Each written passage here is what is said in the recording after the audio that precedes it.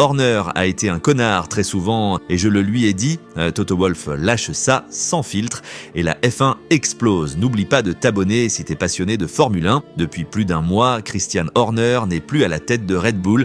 Départ choc après Silverstone, remplacé immédiatement par Laurent Mekies.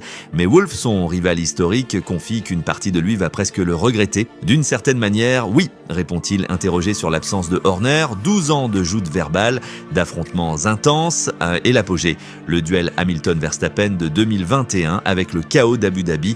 Il a été un connard très souvent et je le lui ai dit, insiste Wolff, mais il admet aussi que Horner était polarisant, controversé et l'un des personnages centraux de la F1. Son départ, comme la disparition d'un vieux dinosaure dans le paddock. Wolff est désormais le doyen des patrons d'écurie en F1 après son arrivée chez Mercedes en 2013. Et il balance, mi-sérieux, mi-taquin, j'essaierai de dépasser ces 20 saisons et si je ne suis plus performant, je deviendrai président pour critiquer l'équipe depuis mon fauteuil.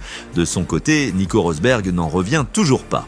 Horner n'est plus là, c'est irréel, un choc énorme pour tout le monde, même pour lui. Selon l'ex-champion, cette sortie surprise serait la conséquence d'ennuis accumulés l'an dernier, mais le mystère reste entier. Une ère s'achève. Mais la question brûlante est là, cette punchline de Wolff est-elle la plus violente de l'histoire récente de la F1 ou juste l'ouverture d'un nouveau feuilleton encore plus explosif?